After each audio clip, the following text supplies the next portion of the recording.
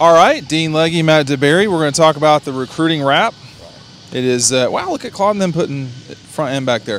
Zamir White, Justin Fields. Zamir White was here. Justin Fields was here. I did see Alontae Taylor here on his official visit to Georgia, four-star wide receiver, recently decommitted from Tennessee. I believe Georgia's the favorite here, so this was a big visit. Spent a lot of time with his family on the sidelines watching the team practice, so it was big to see him here.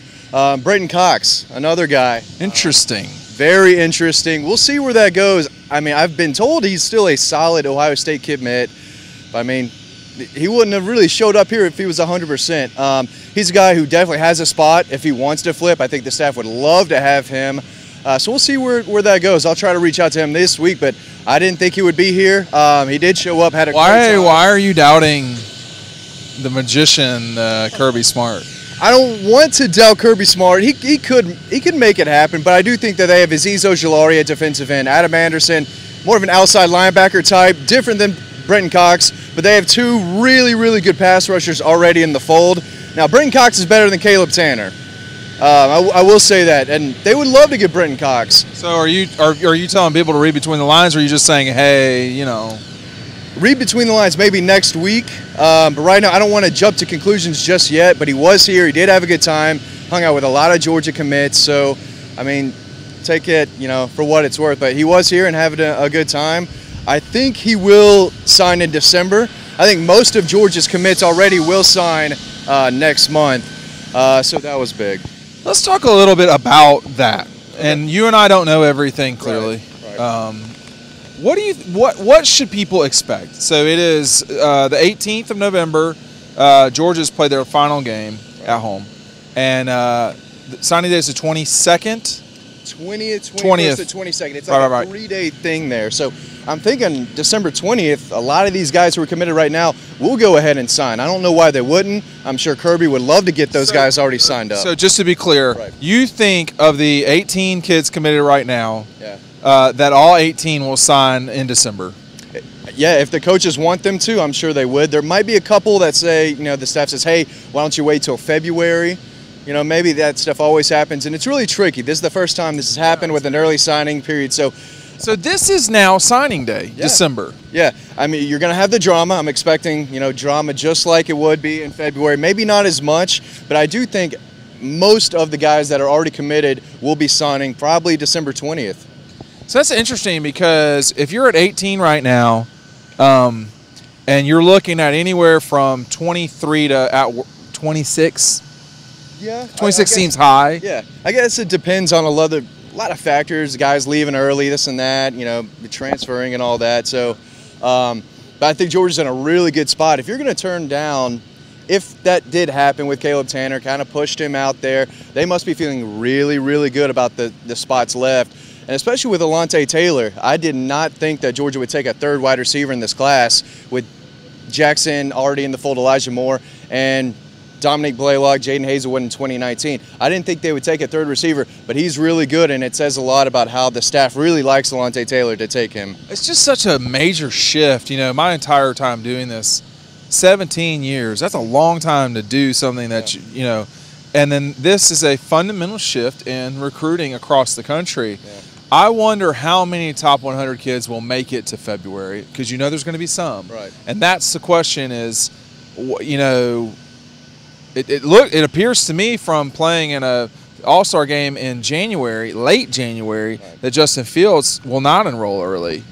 That's what it's. I mean, maybe I'm missing something there. Yeah, I'm still trying to gather info on that as well. I think the original plan was to enroll early. I don't know if it's like a school grades situation where he's not able to. I'm sure the staff would love to get him in early. I know he and his family would love to get in early.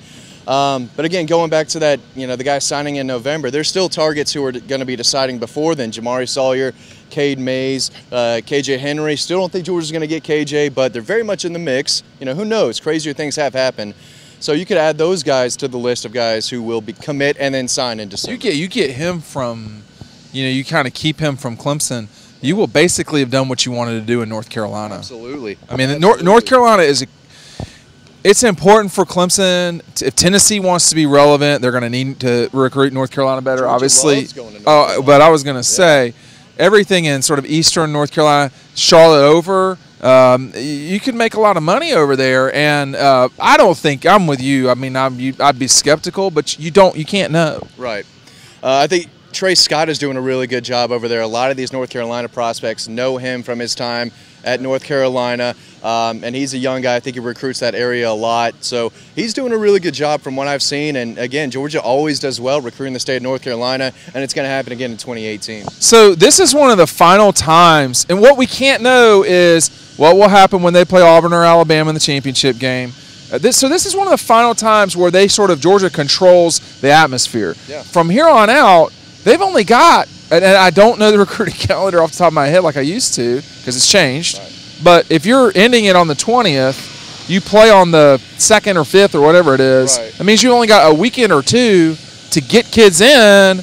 If it's if it's Cox kid from Stockbridge, right. You don't have a lot of time to change minds. You don't have 2 months now. You have 3 weeks. Yeah, I'm talking the December signing period. Right. Is in many ways is a terminal thing. Yeah.